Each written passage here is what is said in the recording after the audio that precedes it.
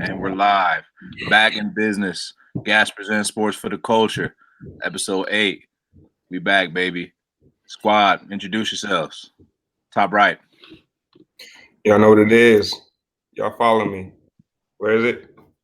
Right there? Right there? Yeah, y'all know what it is. Follow me, man. At Bryce XXVII.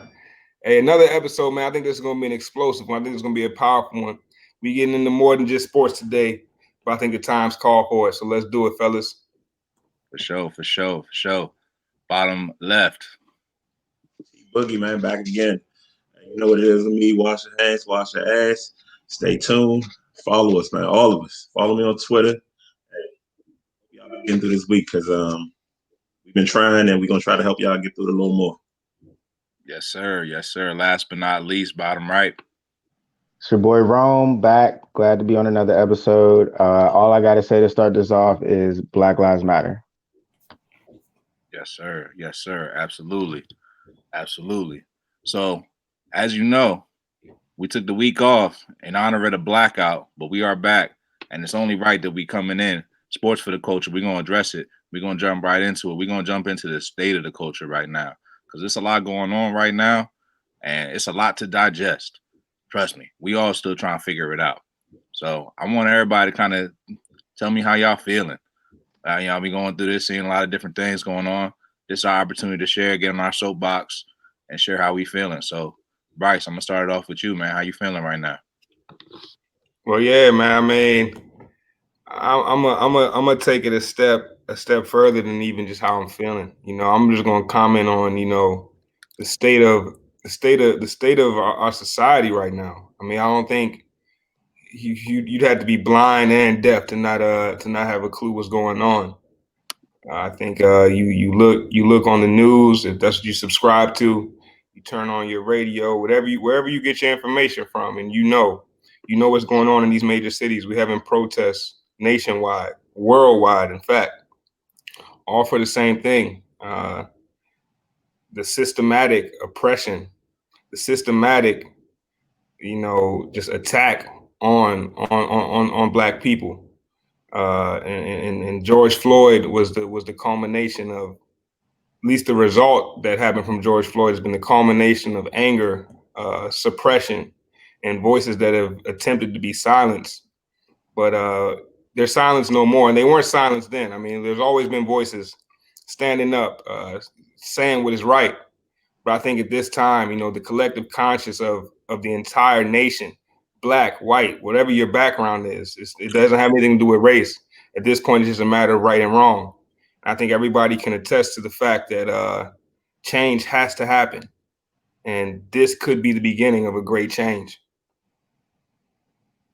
Yeah, man, I'm gonna go ahead and go next because speaking on the change, man, what's been on my mind today and a lot this week is I want to say I appreciate all of the other races that are speaking out. As Bryce said, we all know this. Well, you can't not pay attention to what's going around the country. You have to know what's going on right now. There's no way you don't.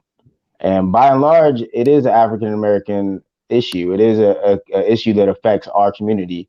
The four of us, there's people that look like us that are getting hit the hardest in this scenario. But I want to say I appreciate all the other races, Asian, white, Hispanic, whatever you are, because this is a police brutality issue, and I do think it's going to take everyone to make real change. So I appreciate seeing all the other people, speak up and march and do all this. But I do want to say and make it very clear that going out and protesting and doing all this is great, it's wonderful. I'm not knocking anyone for doing it, but when this isn't in vogue or this isn't the popular thing to do or to talk about, people like me, people like us, we still gonna have to deal with this. Like our protest started the day we were born, so this isn't gonna be over. You know what I'm saying? In a couple months when you're not talking about it no more, like we're still gonna deal with this day in and day out. So my message to anybody who's listening, if you're not black, after this is over, don't put your head in the sand. We still need you. We still need your support. We appreciate the support you're giving now. But this has been going on for hundreds of years, and it's not going to end just because we all stood up and got together for a couple months in the pandemic. We got to keep this momentum pushing. I'm gonna just piggyback off of what you guys said. I agree. Well said. And as far as me personally, I've been a mixed bag of emotions. I mean, just angered that, Black men are still being treated the way we've been treated for the last 400 years. And there's been change, but there hasn't been much change, to be honest. Saddened that the guy on this shirt right here, he tried to warn people 4 years ago, 2016, that this was a real issue. It's not even an issue that only affects Black people. I mean, it proportionally affects us, but police brutality is an issue, period. And I'm just sad to see that it took watching a guy get the life squeezed out of his body for people to agree with him. I don't know. I struggle to understand that, but I get it. But I am excited. I'm encouraged. I like what I see. Like you said, all races seem to have come together. I'm hoping this is not, just some collective performative show because people have been tired of staying in the house. But either way, it's a powerful movement. It's a powerful moment. It's one that I've had to talk to my kids about. It's one that I've had to talk to my coworkers about. And that conversation, these tough conversations, these real conversations, they have to happen. They have to continue to happen after this.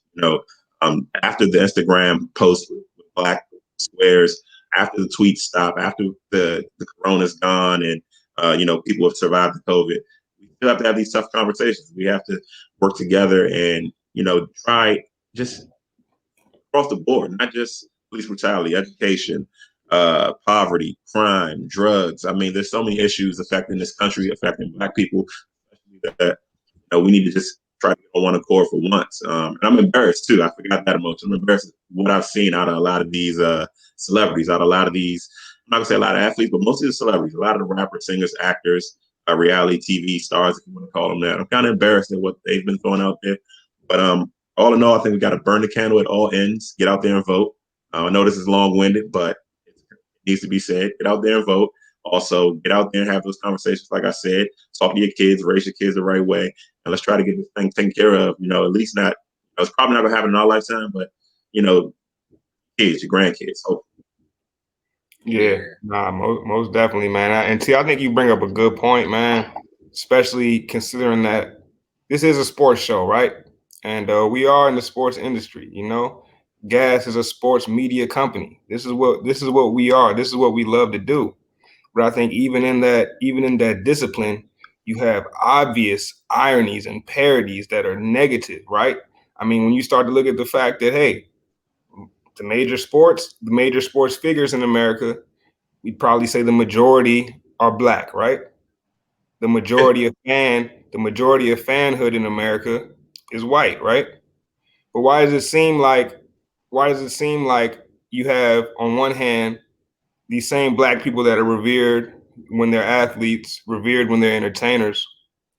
That same man can be, like you said, till you have the life squeezed out of him. Where's the understanding that these are the exact same people?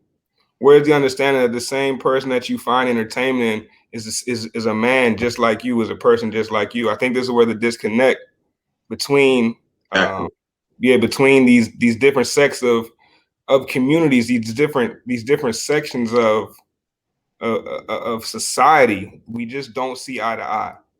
And I think something has to change. I think policy, I think we've tried that change, right? I think we've tried that time in and time again. I think that these recent stands, they're more or less outcries telling the nation we're no longer standing for asking for policy changes. We're going to take what we can, and we're going to get it by any means. And hopefully this can be the start of real change that comes from within, change that really affects institutions. But until that, I think you're right, T. We may never see it in our lifetime. But moving on just a little bit, fellas. I mean, if anybody else has any other comments, I got something I gotta say, man. Oh, yeah, jump in. A couple things actually. I mean, I had good conversation with a gentleman, you know what I'm saying, with my man David Caputo, man. We gotta have more of them conversations. And honestly, I got something else I gotta say. I'm happy that, George Floyd's murderers are finally, being addressed and being dealt with. But I'm not happy and I'm not satisfied with everything that's going on. And I'm not satisfied with that. And I don't think that that's going to be enough, that everybody's just going to sit down and shut up now. because that's not how we rolling, and that's not how we need to roll with this type of situation. Because we gotta keep putting the foot on their neck on this situation, because this situation, man, it's been way too much of going on, and then we get excited about it. We gotta keep pushing, keep flying out of pressure, and that's how I feel about this situation, man. And honestly, the craziest thing about it is, you know what I'm saying, about these protesters is like there was protesters a couple weeks ago protesting, right? None of them was getting attacked. You know what I'm saying? Folks getting attacked. Old people getting pushed and shoved around by the police. We got a big problem, man. Don't think because the couple of them dudes got put away and they over here, you know what I'm saying? Trump out here defending the folks that pushed the old man over here bleeding out, and ain't nobody even helping. The police, feel me? They ain't protecting the servant, not a damn thing, man. Nothing. So I'm sorry though. I gotta say that, and I'm not happy. I'm still not happy. All right, that's fine. And the only reason they putting them folks away is because everybody done spoke up. That's why we gotta keep speaking up. We can't keep letting that nonsense fly, man. There's way too much stuff that done got let go. Then we done had to take the L on that already. So we gonna keep applying that pressure. We gotta keep speaking up, and we gotta keep putting the foot on their necks, especially all the way up through election. Yeah, one thing to definitely remember in all of this is all of this is only happening because it was on video. Had there not been a video, had people not recorded cell phone videos, had people not been in an uproar, nothing would have happened. And keep in mind, even after the video came out, they were not arrested. People rioted. Target had to get burned down. The police station had to get burned down before these people got arrested. That is why people like us are so upset. If you're watching and you're wondering, that is why. Because it's not just the murder, it's the fact that nothing was done after the fact. So that's why I say when this is over, maybe these guys get the conviction, maybe we get justice for George Floyd, but we still need justice for Breonna Taylor and Ahmaud Arbery and all the other people that have passed away and all the potential people that will get attacked by the police. Because I hate to say it, but I do not believe this will be the last time that we have to sit and watch this video. I pray that it is. I hope to God I'm wrong about that, but if we're being realistic, history repeats itself. As T stated, this has been going on for a while, and I do not think that we're going to be out of it. So we definitely got to keep this pressure going. Yeah, for sure. I could talk about this for days, man. I mean, I've been talking about this before, you know what I mean? Last 10 years, if you want to be honest. But I want to make a few key points. Police brutality has been an issue since the inception of police. If you follow me on Twitter, I dropped a link. It's an hour-long NPR podcast about the birth of police. Police were instituted just to recreate slavery. Prisons, same thing. The South needed labor to rebuild the South. Lock up the black guys. Let's put them back in the fields and let's let them work for next to nothing. So the whole concept of police has been morally wrong since day one, at least in this country. Another thing, speaking with a coworker, one of the questions they asked me was, how do I feel about rioting and looting? I don't give a damn about rioting. Riot, loot, take what you want, burn it all down. I really don't care. I explained it to her with a pretty quick analogy, but it was the quickest thing I could think of on the fly. Basically, we've seen rioting and looting, period, throughout history from all races, especially white people. And in a sense, we're doing the actions that we saw them do. You know what I mean? But also, if you don't understand destruction of property when you're angry, we've seen spouses get caught cheating. And what happens? They destroy the house. They're throwing things, they're breaking things, they're burning clothes. I mean, it's an act of anger. You don't know what else to do. You've tried everything. You don't understand. So you act out. I mean, we've tried the peace thing. We've tried kneeling. You didn't like that. We've tried rioting. I don't know what white people, because it's white supremacy is what it is. I don't know what they think is next. I mean, I'm not sure how many more people can die on camera, and you think rioting and looting is the next thing. Black people just want equality, and honestly, I'm not gonna say honestly, but luckily, no one's looking for revenge, and it's that serious of an issue. Yeah, that's 100%, man. Because if people were looking for revenge, it would be a total different reaction. I think that I agree with that 100%. I mean, I can't express enough to any watcher of any races. If you've never gotten pulled over and thought about your life, right? When I see the cop lights behind my car, I have to think about my life. I have to think about the next move I make. I have to think about not moving too fast. I have to think about how polite I'm going to be to the person that's coming to my window. I have to think about which disposition I'm going to display to this person to let them know I'm not threatening. These are things that have to go through my head every single day, right? Like if you've never walked in a place, right, and been accused of stealing when you're the furthest thing from a criminal, then you wouldn't understand. If you've never had a gun pointed at your head by a police officer, when you're 15, 16 years old, with your younger sibling in the vehicle with you, you wouldn't understand, right? If you, honestly, I could go on for days, but I don't think is really any point of me doing that. But the bottom line is that you have to put yourself in other people's shoes, and for the people that, one thing I will say, and I think that is very divisive right now, right? Because one of the things that's going on is you got black people being pit against white people. You got Democrats being put against Republicans. You got all these one-on-one battles that are forming, right? But one thing I want to tell people is that the saddest thing is that there are good people that are yet to understand this issue, right?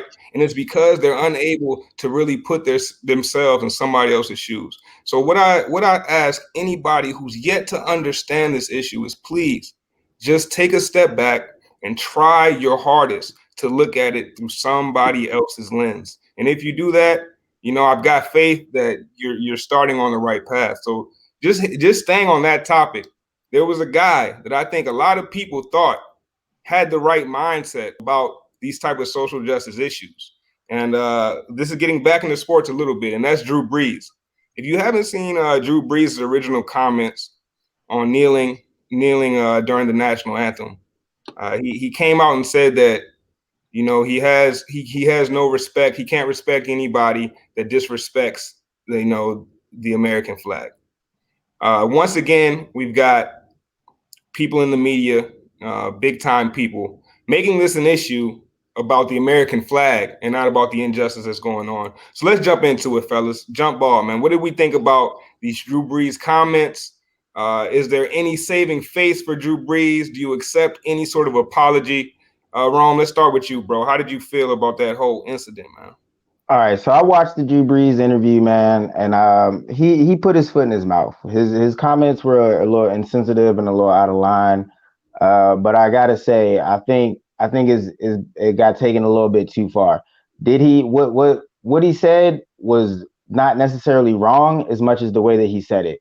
If Drew Brees wants to stand for the national anthem because of his grandfathers and he has these feelings towards the military and all that, wonderful for Drew Brees.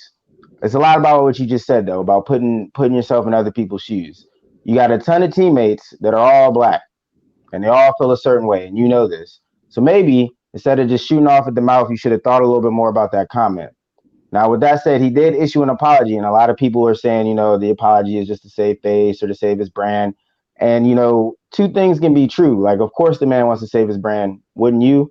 That's one. And then two, I look at it a lot as I looked at the Nick Bosa thing when he came out of the draft. A lot of people were saying, he had racist streaks. Well, he went in the locker room with Richard Sherman. So any racism that he had to deal with, that most likely got dealt with in the locker room with a guy like Richard Sherman. So you look at Drew Brees, he's in the locker room with Michael Thomas, Alvin Kamara, Malcolm Jenkins, all strong black men who do not have a problem speaking their voice. So whatever misunderstanding Drew Brees had, I think that's going to get checked. I think we should all be judging him off with his actions and how the black people that are around him say that he's acting and judge him off those kind of things rather than just his interview and his mistake that he made in this interview. Those are my 2 cents on Drew Brees. So, yeah, I accept his apology. I'm going to jump in, and I'm going to say I feel you, Ron, the way he said it, man. It was just something about the way he said it that he just had that vigor, that intensity to him that let me know all I needed to know about him, but I already really didn't like him in the first place. So honestly, man, and then he did a little apology, and then man, all these other people in the media that's out here trying to oh yeah, Drew Brees did this. They had Spike Lee at the team meeting. Man, fuck all that bullshit, man. Fuck Drew Brees. Man, he on some bullshit. He said how he felt. He took his opportunity, got in the moment, just like I'm getting in the moment. I'm telling you how I feel. Fuck Drew Brees. He coming out here with the bullshit. Malcolm Jenkins came out here like a G, and Malcolm Jenkins sometimes he get criticized too, but he was right. He joined the ranks of Drew Brees, and now he gonna be coming for him. He can't hit him in practice, unfortunately. So he gonna have to ride with that man for the rest of the season. That's your leader. So I know the rest of the Saints locker room probably feeling some type of way about Drew Brees right now too. Now, no disrespect to Drew Brees, and I'm sure there's a lot of people that feel like Drew Brees. At least he went out here and said what he said. What he said, but then he over here trying to change his opinion now. So no, I don't accept his apology. And he could really miss me with all that, and I really don't care.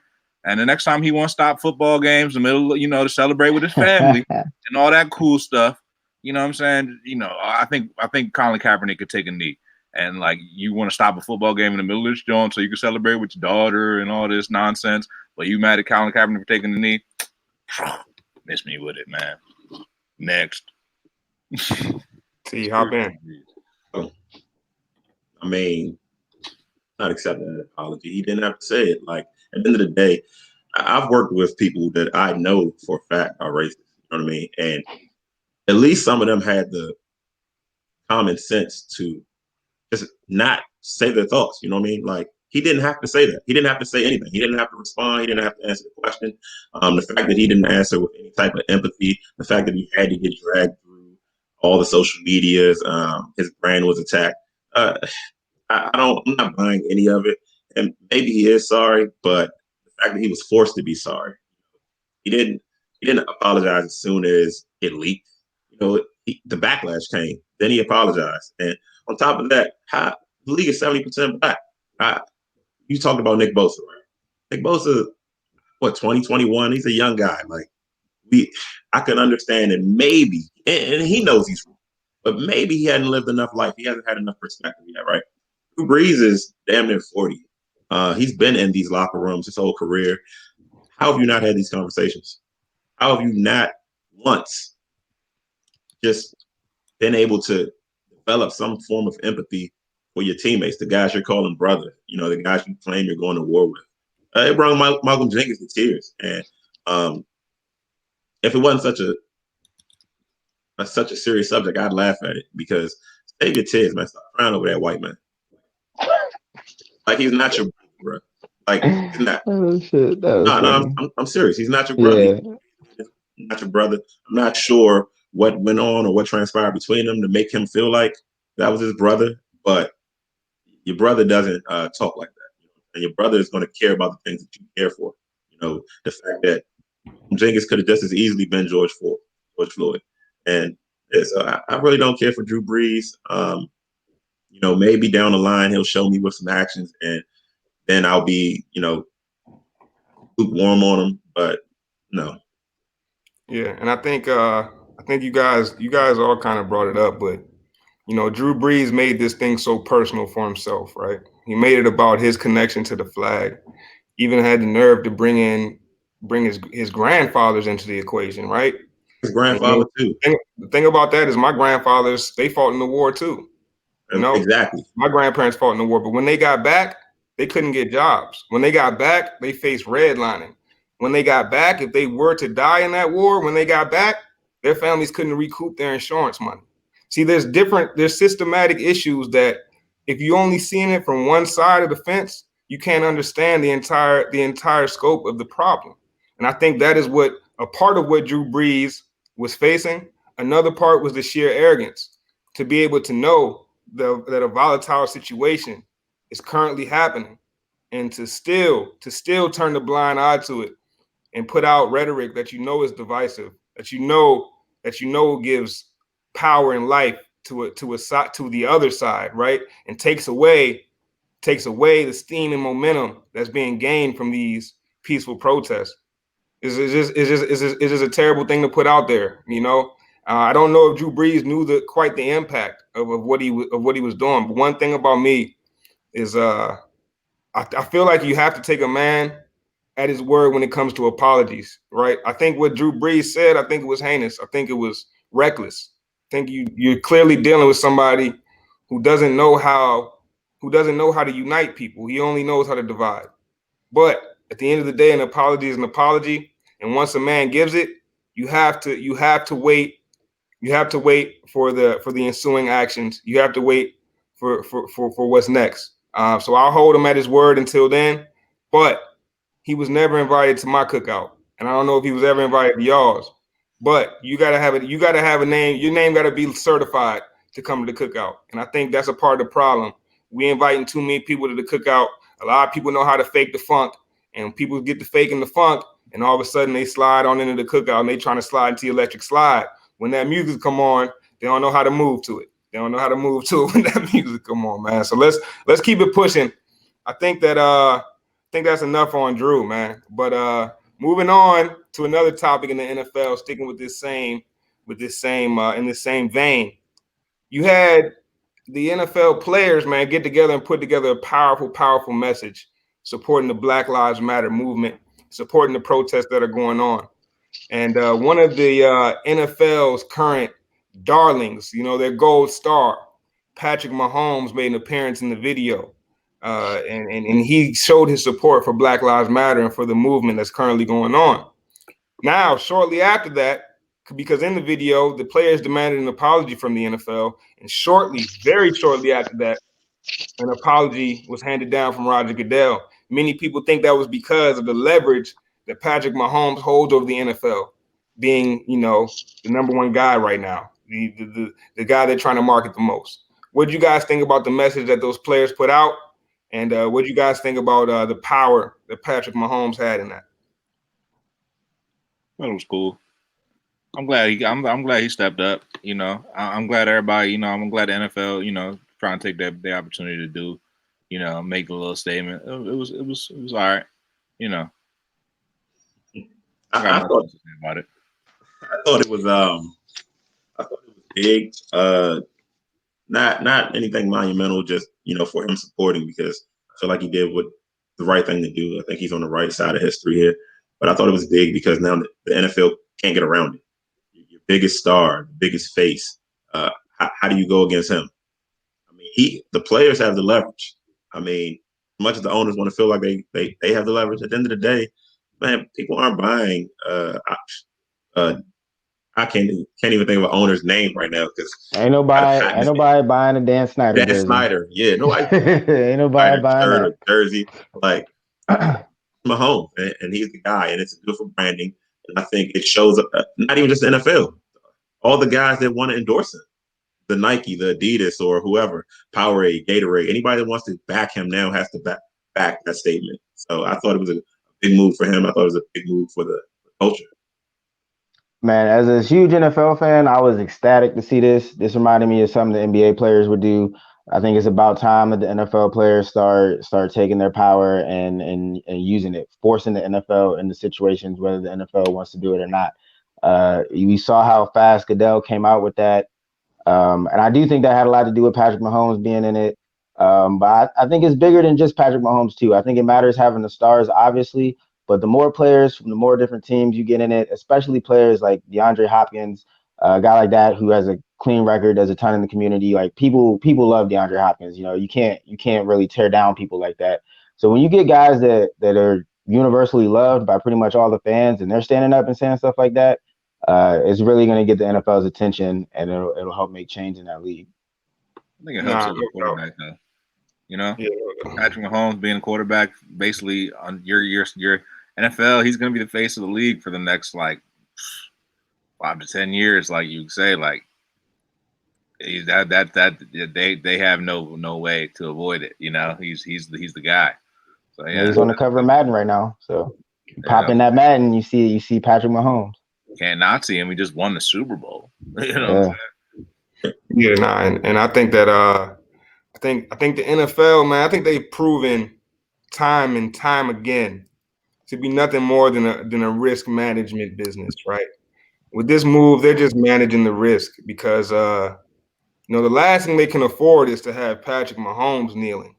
That's the last thing they can afford, right? I mean, imagine that. Imagine the NFL season started, NFL never made this apology, and players still had to take it into their own hands, which I still believe we'll have even more of. But I mean, you talking about protesting national anthem. This could have got to where kickoffs at 1:05 p.m. and then 1:15, every player is at midfield on a knee, what they're going to do if that happens, right? And what they're going to do if Patrick Mahomes, of all people, you know, a biracial player, what they're going to do if he's the ringleader of that, right? And not only that, taking it a step further, let's think about where Patrick Mahomes plays. This is Kansas City. This is the Midwest. This is Trump territory, you know, for the most part, right? Think about the statement that he's making. I mean, this is powerful, man. And honestly, when I saw the video and when I saw Mahomes in it, I think that you know, I honestly can't. I was super happy, man. I was super pleased because like I don't know Patrick Mahomes too much from what he does on the field, and he's spectacular on the field, right? I'm gonna be 100% honest. I never really took him as a type to necessarily speak out on this, right? But I saw something posted that said the man's middle name is Levon. They say you knew my man couldn't be silent, man, and I love to see it. I love to see it, man. So shout out to Pat Mahomes, and that's how you use your leverage to make some change. That's how you use your leverage to at least start some change. So shout out to Pat Mahomes, man. I think that was major. Yeah, definitely. Pat Mahomes is my son, 6-year-old. That's his favorite player.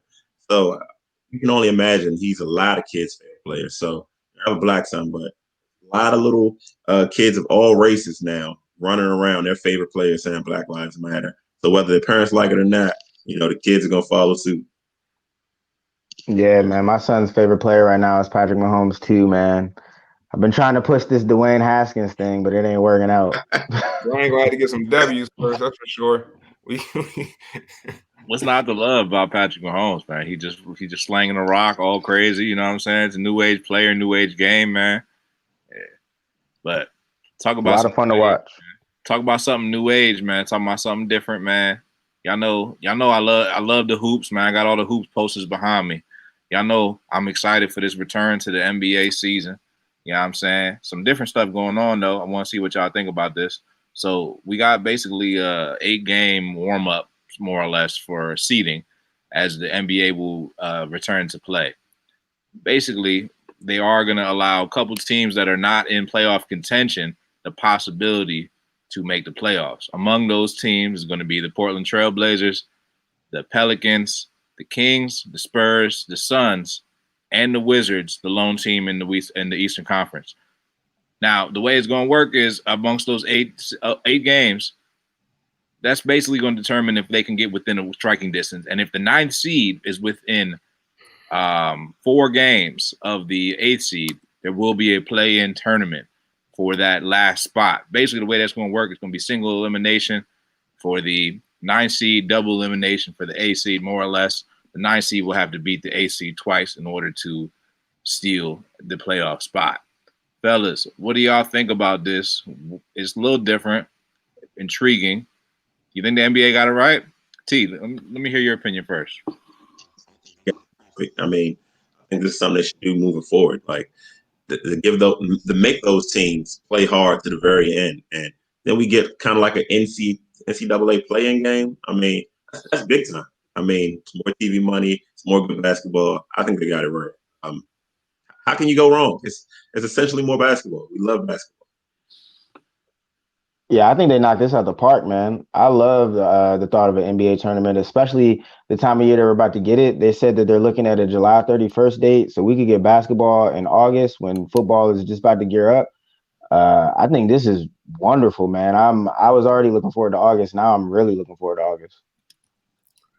Oh yeah, man. Yeah, I think they got it right. I think they got it right because I think you had to bring in those teams that were on the fringe of a playoff appearance, you know. And I think they came up with a pretty. I think I had a better idea. I'm not gonna lie, but the idea they came up with was pretty good, man. So shout out to what they did. All I gotta say now is, man, free my boy Johnny, free John Wall, man. Hey, John Wall, Brad Bill, come back. I love to see it. I love to see it. Yeah, honestly, I think it's going to be interesting. I mean, I'm excited that you're excited, Bryce. So the Wizards may have an opportunity to make the playoffs, but I am more excited about what I see out west because basically what you got is the Blazers, Pelicans, Kings are all within 4 games right now of the 8th seed, and if the parameters are you have to be within 4 games of the 8th seed for a play-in, I don't see any way that this is not going to happen and it's going to end in a play-in. So either way, we're gonna see Ja and them boys play against. Most likely, it's still gonna be them at the AC. They're gonna be playing either against Dame, who is already gonna be, you already know what he does. Big time shots, big time games. He's the type of dude that can come in, win 2 straight. That's gonna be something dope. Plus, they might get Nurkic back. I'm excited for that. Or we all know what matchup the NBA really wants. They want to see Ja go head to head with Zion. They want Zion in the postseason mix. That's a win. So I know NBA trying to figure out a way to get Zion in the tournament. Let's figure out a way to get him in there. I'm telling you, if there's a play-in game and Zion is in the game, that is going to be a great game. People are going to tune in. I'm going to tune in. I'm tuning in regardless. I don't care who's playing. Even if the Wizards are playing, I'll tune in. No, facts. Bigger than that, it sets up potentially Zion versus LeBron. Yes, that's what I was. That would be great. Dang. Yes, I'm all in for that. It'll probably be a sweep, but I would love to see the two match up. That would be very, very interesting. What do y'all think about this? Because basically, it's going to eliminate the more or less home court advantage. So, like, what do y'all think about that in terms of all these teams playing together? Do you think it's going to make it harder, worse? Like, you know what I'm saying? Teams that were bad on the road, are they going to, you know what I mean? Like, I don't even know what to make of it. Dallas Mavericks been pulling it off for years, man. Bring in the crowd noise, baby. Let's get it hype, man. Bring in the artificial crowd. Come on, man. Bring the 12th man, the 6th man. Bring in the 6th man. Let's go. Y'all know what time it is. They've been doing it for years. I love it, man. It reminds me a lot of pickup basketball, man. It's really going to see who's got the skill. You're going to have to get out there and really play. Forget all the home field advantage and on the road and all that. Nah, dribble that ball, get that ball in your hands, and let's see who's about it. Yeah, I'm kind of anxious to see. Basketball is a game of swings, you know what I'm saying? Game of runs. And a lot of that is crowd momentum. A lot of that 3, 4, 5, 6-point runs, 10-point runs. Crowd is backing the team the whole way. So I'm kind of curious to see what the game looks like without a crowd. I think they should mic the players up. I like to hear way more commentary from other players watching the game. Yeah. Cut to those guys. Let those guys commentate. Give me some play-by-play, some color commentary, something. Hey, I got another question, yo. So in the Korean baseball leagues that already jumped off, they essentially put mannequins with faces in the seats to give off the feel of a crowded stadium. What do y'all think about that optic?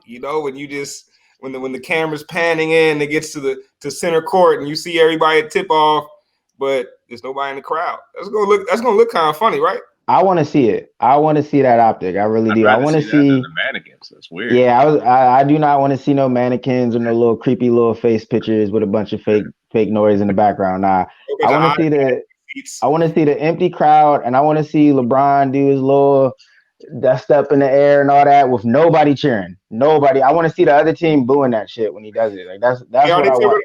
Are they still going to do intros? They're still going to announce a player? Yeah, right. I think they will. They should. Number 23. No, they got to do it for TV. No, crickets. Nothing. It's going to be interesting.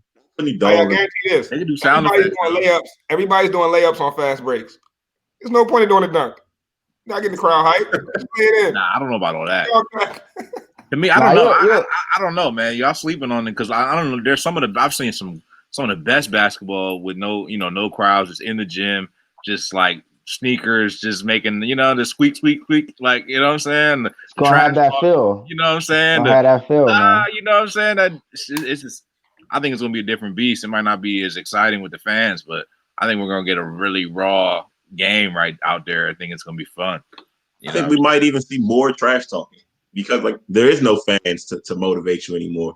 I think you might see players trying to self-motivate, players really in each other's faces. And hey, so my question is, with no fans in there, what is the likelihood of a brawl happening if there's no fans and we do have more trash talk?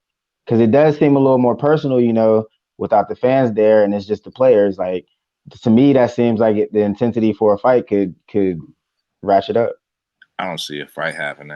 I mean, I'd like to see a good playoff fight myself personally. You know what I'm saying? Make 1 or 2 punches, a little hockey fight. I do too. I enjoy those series. I like scrappy series. I think that's really. Well, I don't know. I don't know how people are going to be coming. I think people just going to be thankful to be playing basketball again. They might not even have no. I don't know though. Man, I might be wrong. I think the players are going to come out intense, man. I think they're going to come out fiery. Some of them might be loafing, but those players are going to get exposed. If you haven't been in the gym trying to work out and keep up, you about to get exposed out here by those that have been. Shit, they I know like the one rest of us. thing. They probably a little on edge. You Hey, feel look, me? I know one thing that we definitely gonna get as a result of this. We're gonna get some of the best refereeing we've ever had in basketball because these refs be so swayed by the crowds, man. A little bit of crowd noise, a little bit of cheering, get the ref all flustered, man. So hopefully, we'll see some of the best refereeing we've ever had in the NBA. They probably gonna be missing more stuff too, though, because they probably be hatching stuff because of the crowd. Nah, Right. man, I'm telling you, these refs, bro. If you ever watch like a series where it's like, especially when Golden State and those big squads get it, they in the playoffs, man. The crowd just influences every call. Like the refs will change the call just because they heard the crowd say no, no, and they're changing the call. Like it's crazy, man. But I think that could be a result. I think we will have some small things, especially like we were talking about watching the UFC when they first came back with their first production. I think that we got to see a little more intimate side of the sport. Maybe we can get a little more of the coaches talk. We're gonna really hear what the guys on the side are saying to their teammates. I hope they keep those mics live, and I hope they don't try to censor it at all. Nah, we're gonna need Yo, that uncut, that raw uncut. You know what I'm saying? Yeah, well, I mean, moving on, man. There's another sporting league that's in the midst of trying to figure out if they'll be able to bounce back from this COVID-19, and that's the MLB. And their season, as you can see below, is indeed in danger. The MLBPA, the union, along with the owners, have been coming back and forth, and they can't decide on a deal. The latest deal, the owners want to have a 76-game season with a 16-game playoff. Now, everybody knows very few teams make the playoffs in the MLB as compared to other major sports. And everybody also knows that the MLB season is a grind, 162 games. That means the cream always rises to the top in Major League Baseball. So with the season in danger, do you guys think that changing these drastic changes, proposed changes to a season that's so historic, like Major League Baseball, do you think it tarnishes that legacy? Do you think it tarnishes the history? What do you guys think about that? man, it hasn't really been spoken about too much, but I think of all major sports hit affected by COVID-19, which has been all of them. I think it's affected baseball the most. It happened right before their season could start. It's happening right in the middle of their season. I mean, we're already halfway through what would have been their season, basically. So now, I mean, anything that you get started is gonna have an asterisk because it's like it wasn't a real season. At least with the NBA, they at least got to start a little bit. At least with the NFL, they haven't even started or really talked too much about starting. But with Major League Baseball, man, there is no real fix. Uh, I'm a huge baseball fan. I hope that they just figure something out and give us something, anything. I would take it at this point. But yeah, I mean, there's a bunch of billionaires complaining with a bunch of millionaires, and the only real people losing are the fans. Yeah, I think that with 76 games, I think you said I think they're gonna reject that. The players will. I think we're gonna see closer to maybe 90 games, prorated salary. But you just never know. It's a lot of money involved. Like I said, the season would have been started. There's a lot of opinions, a lot of back and forth. I don't think they're close to a deal yet. I know they're negotiating, but I'm thinking a 90-game season. That's where I'm at with it.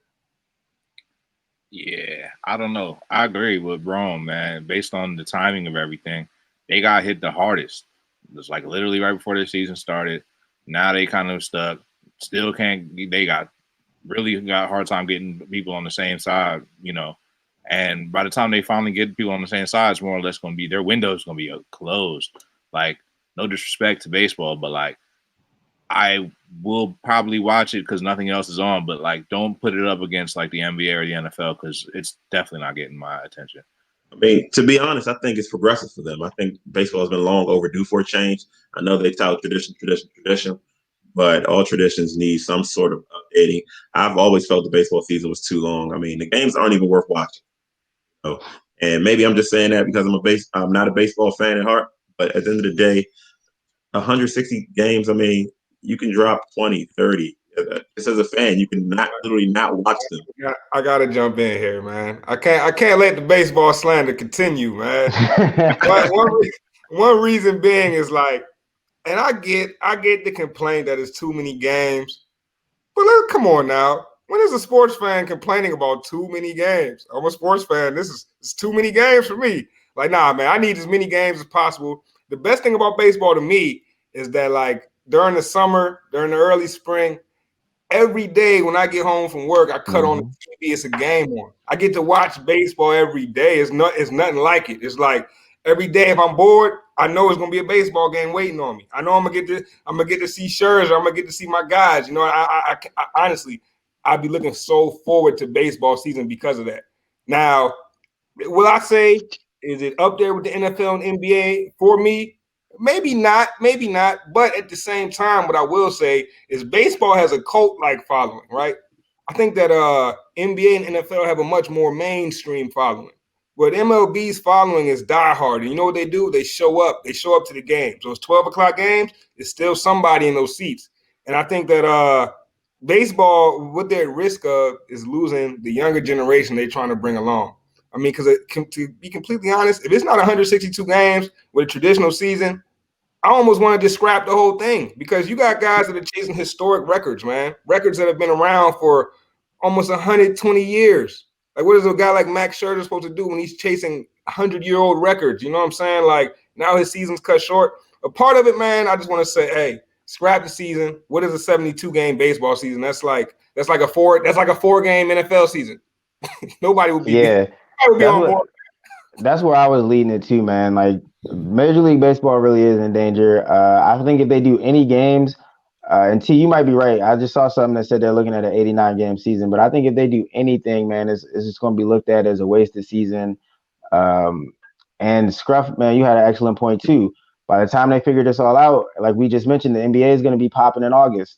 Football is going to be popping in August, September. You really want to try to push baseball, like you said, Bryce. They want to get these younger fans. My son rather watch Patrick Mahomes, like we just said. He don't care about Max Scherzer if Patrick Mahomes is on.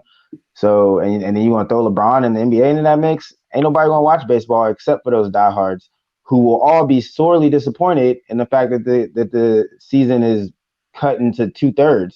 So they might as well just cut their losses and just scrap the whole season. I don't know how that would work either. That seems like a loss of money for somebody somewhere, so they probably won't do that. But I feel like anything they do at this point is just a money grab. Yeah, it's probably a money grab, but I mean, understandable. I mean, the good thing about the NBA is like they can avoid Sundays. Like you could still all right. So they run into the NFL season, but if just don't play the games on Sundays, and you're gonna get viewers. You know what I mean? MLB playing every single day. I don't know. I'd like to see him come back though. I would. I just don't know how long it's gonna take, and I don't know what it's gonna look like when they do. Yeah, COVID killed MLB for 2020. Yeah, I think we can all agree. It's all up in the air right now, and it's not looking too good for them. But Bryce, you said getting home and knowing that baseball's on, that's one of your things. There must be two baseballs because when I get home and baseball's on, I'm looking for something else to watch. which moves me to something that sticks with me a little more. What are you guys watching right now? Because there really isn't a lot of sports going on. So what have you guys been keeping up with? I'm gonna jump Good question. The only thing I'm watching that's really good lately is Insecure. So I got shout out Issa Rae, shout out HBO, shout out my man Lawrence. I here got the old thing back. I ain't mad at him. Could be a sucker move in some people's opinions, but good quality television right now. Insecure. I got nothing else besides that though. Hold on, I'm gonna keep it on Insecure real quick. What you think about the whole Molly and Issa? How you feel about that? Bro, Molly is the worst friend on the planet, in my opinion. I don't know. Like she's like, and then even old Asian boy leave her too. You feel me? She gonna be running back to Issa, and she gonna realize she's a shitty friend. So that's just my 2 cents on Molly. I'm team Issa all day though. I think this situation of two friends kind of growing apart. We're watching Issa, gradually get stronger, as a person, make waves in her career. And you don't think maybe the rift has more to do with just two people going in different directions than Molly being a bad friend? I think it's her being a bad friend, and also I think some people like you where you are. And I think sometimes when you got friends and then you used to being like the superior friend, you feel me? And then like she try and keep her down. You feel me? Like you used to try and level up. So sometimes people like you, but they don't like you doing better than them. So like that dynamic to that relationship too. It's like, yo, how you gonna still, because that whole situation, you know what I'm saying, you're gonna blow up in front of, you know what I'm saying, on her big day. Like, yo, if you're a real friend, you don't do shit like that. And if you're a real friend and you're trying to get something together, you're going to try to help the person. You're not going to try to make it hard for the person. Like, that's not a real friend. I think that I watched that show too, man. I got to chime in right here, and I do think that I don't think Molly being the best friend, but I think the beauty of Insecure is that it shows so many situations that we've all been on both sides of. Like, if anybody is telling me they haven't been Molly in a friendship, they're lying. Like, there's no and I think that's the great thing about that show is that it shows sides that we've been on both sides, and the only reason people can feel so strongly against Molly is because we've all been in her shoes before. Maybe not to that extent or to that degree, but we've all been in that shoes where you felt like your friend was doing you wrong and you weren't able to really get it out because of the situation they were going through. You weren't really able to speak up. So I do think she isn't being the best friend, but I think that show does a great job of, making you relate to the situation the characters are going through. No, and they do it in 30 minutes. That's kind of the genius of it. Because I'll sit there and say, nothing happened this episode.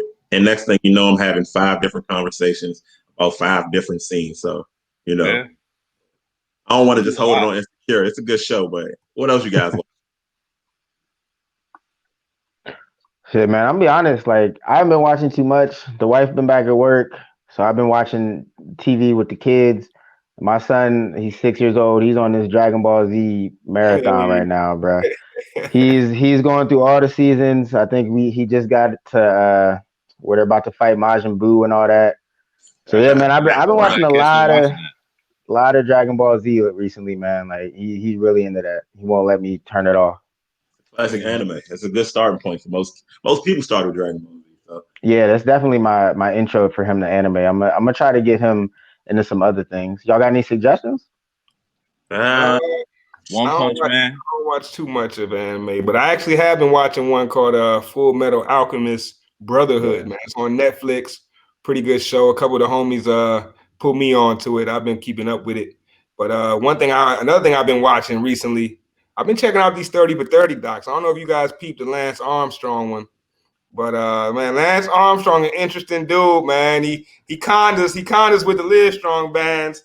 In fact, he may be the reason that, you got these good ass sports fans right now. Matter of fact, if you want these good ass sports fans, just go ahead and DM us. We'll mail it to you free of charge, man. Just send a DM. We got you. We'll send you 2, matter of fact. But yeah, the fact that Lance Armstrong was able to just pull at the heartstrings of America while being a steroid abuser on the flip side and lying to the people.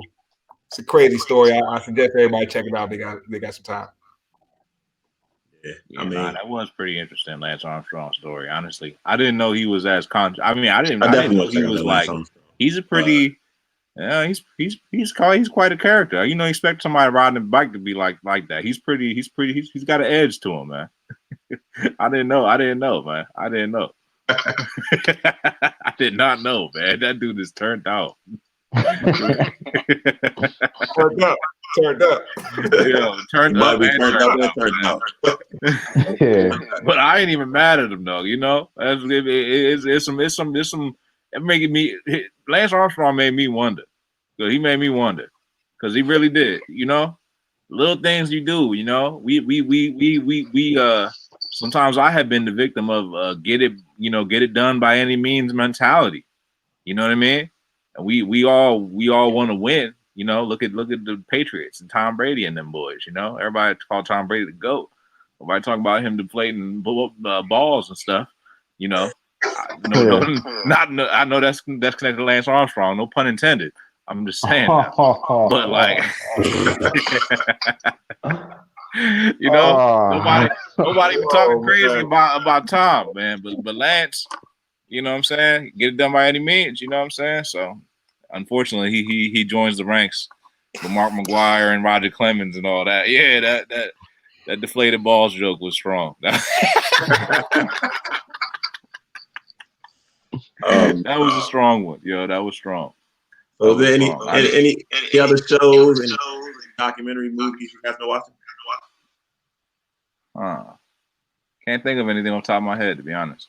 Man, y'all know I'm always throwing it back to the old school stuff, man. So, you know, I actually just recently watched the original Men in Black classic. Yeah. Yo, all right. We're talking about I classic. hated I was the new watching, one. Remember the Titans, dog. I was feeling reminiscent. Feeling like we need something like that right now. Feel me? Yeah. Little racial tension turned into a good story. Feel me? Where the Gary Bertiers at, man? Good underdogs. Where the Gary Bertiers at, man? We need the Gary Bertiers to step up, man. We need a lot of them. We need a couple more of them, man. Personally, I haven't too much of anything. I've been glued to the shit show that is the presidency. But you got some good animes. Any Shonen Jump, Naruto is a good one for kids. One Piece, good one for kids. A lot of good stuff on Netflix. 7 Deadly Sins, a lot of good stuff. 30 for 30, Robin. I know I talked about that Robin. My homie Kelly, MGK, she told me Robin 30 for 30 was good. So y'all check that out too. And also check out GoodAssSports on Spotify. Check us out on Twitter. Download the app. Before I take us out, anything anybody else wants to say, because it's been a long week. It's been a long 2 weeks. We took that last week off, to kind of gather our thoughts and, let the world play out. So any thoughts on any of that? Yeah, I got one more thing I want to throw out here. Unfortunately, I am not watching it. So I'm also putting this out here. I'm shouting out, but I'm also shouting out I need an HBO Max password because I need to watch this right now. It's not what I'm watching, but it's what I want to watch. I'm going to shout out another Rutgers grad, homegirl at Pack Rat. If y'all know her, she crazy on the Vine with the dancing videos and all that. She on this show right now. It's called Legendary Max. I just realized I got HBO. Got HBO Max. I can't watch the homegirl on that. If somebody got the HBO Max password, we'll hook a brother up. Check her out. She out here dancing, killing it. Megan Thee Stallion on that joint too. So if you want to watch this for Megan, I won't blame you. But yo, telling you, this girl dance. I'm just saying, shout out Pack Rat, shout out Rutgers. You feel me? I got that one. Had to do it right. Can't forget you, girl. Hey, we getting a little feedback. I think they're investigating this thing, like our comments on Drew Brees. I'm gonna say Black Lives Matter one too many times. Hey, Black Lives Matter. Let me y'all say sports for the culture, fellas. Sports for the culture. Yes, sir.